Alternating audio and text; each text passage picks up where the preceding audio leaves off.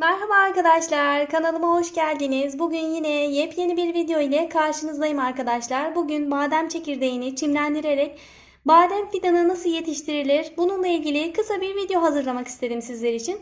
Gördüğünüz gibi badem çekirdeğim var ve bu badem çekirdeğini kırdıktan sonra bu şekilde soydum arkadaşlar. Bunu şimdi çimlendireceğim. Bu şekilde de bademi dikebilirsiniz elbette. Böyle dikmenizde herhangi bir sakınca yok. Sadece yetiştirme süresi diğerine göre, benim göstereceğim yönteme göre çok daha uzun sürecektir. O yüzden benim uygulayacağım yöntemi uygulamanızı tavsiye ederim. Kabuklu dikmek yerine siz de benim yaptığım gibi yapabilirsiniz. Bu şekilde soydum bademi. Soyduktan sonra bir peçetenin arasına şöyle koyuyorum. Daha sonra bu şekilde peçeteyi nemlendiriyorum arkadaşlar. Biraz nemlendirdikten sonra şöyle peçeteyi kapatıp bunu bir kavanozun içerisine koyuyorum arkadaşlar. Kavanozun içerisine koydum.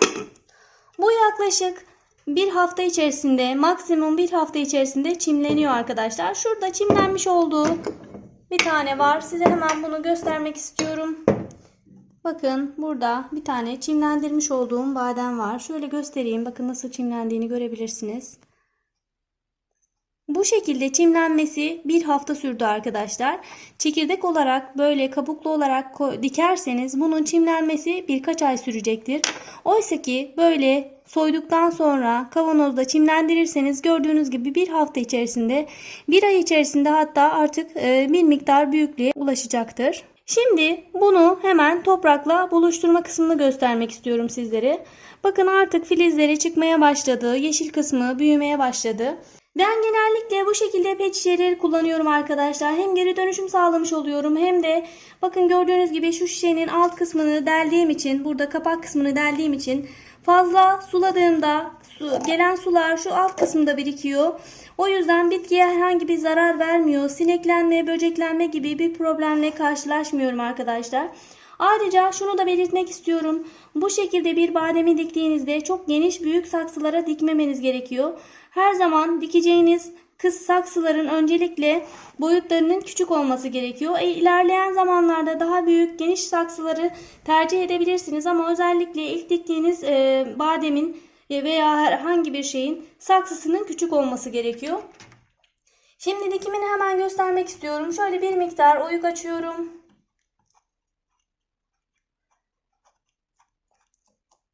Oyuğu açtıktan sonra bademi içerisine koyuyorum ve üzerini kapatıyorum arkadaşlar.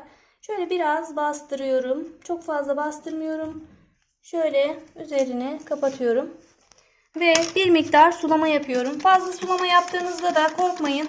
Sular zaten alt kısımda birikeceği için bitkiye herhangi bir zarar vermeyecektir. Bu şekilde direkt toprağa da dikebilirsiniz. Bunda da herhangi bir sakınca olmaz. Ama dediğim gibi eğer böyle yetiştirirseniz ve bir miktar büyüklüğe ulaştığında o zaman toprakla buluşturursanız gelişim aşaması daha hızlı olacaktır. Badem yetiştirebileceğiniz en kolay kuru yemişlerden biri arkadaşlar. Sulamasanız bile, çok fazla bakım yapmasanız bile gerçekten her yerde olabiliyor. Çok fazla su ihtiyacı olmadığı için kurak bölgelerde de özellikle kolaylıkla yetiştirebilirsiniz.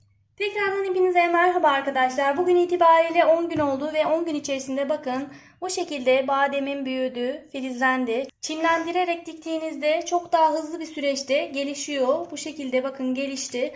Eminim bundan sonra da yine çok hızlı bir şekilde gelişimine devam edecektir. Yine şunu da göstereyim. Bakın bunu daha önce dikmiştim arkadaşlar. Bazı kazalar sonucu birkaç dalı kırıldı ama yine de oldukça sağlıklı, köklendi. Artık bunu yavaş yavaş bahçeye dikeceğim bu süreçten sonra. Bunu da biraz daha köklenmesini bekleyeceğim. Birkaç ay sonra bunu da bahçeye dikmeye başlayacağım. Yalnız şunu da belirtmek istiyorum.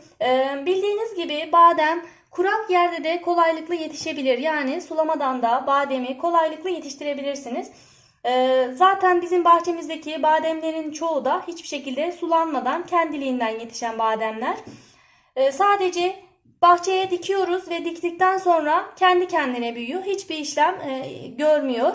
Eğer siz de kurak yerde yetiştirmeyi düşünüyorsanız özellikle bu şekilde saksıda yetiştirmeden dikmeniz gerekiyor. Ama eğer sulama imkanınız varsa tabii ki sulamayla çok daha hızlı gelişir, daha verimli olur. Sulama imkanınız varsa bu şekilde saksıda yetiştirerek bahçeye alabilirsiniz. Böylelikle daha hızlı bir şekilde gelişmesini sağlayabilirsiniz. Kurak yerde yetiştirmeyi düşünüyorsanız da direkt çekirdeğini bahçeye dikerek kendiliğinden yetişmesini beklemeniz daha uygun olacaktır. Çünkü sulamayla yetiştirdikten sonra bahçeye aldığınızda bitki suya alıştığı için, bu ortama adapte olduğu için, sulanmaya adapte olduğu için tekrardan bahçede susuz olarak yetişmeye uyum sağlamayacaktır. Kurak arazilerinizi değerlendirmek istiyorsanız size kesinlikle tavsiyem badem ağacı. Badem ağacı her yerde kolaylıkla yetişebilir arkadaşlar. Bence bu fikri deneyin ve kurak arazilerinizi böylelikle değerlendirebilirsiniz. Bugünlük de benden bu kadar arkadaşlar. Videonun faydalı olduğunu düşünüyorsanız beğenmeyi ve yorum yapmayı, böylelikle bana destek olmayı unutmayın. Yine soru ve görüşleriniz varsa bana Instagram'dan ulaşabilirsiniz. Instagram adresim Beril'in Hünerleri. Ayrıca bademe ihtiyacınız varsa Instagram'dan benimle iletişime geçebilirsiniz. Bugünlük de benden bu kadar. Başka bir videoda görüşmek üzere. Sağlıcakla kalın.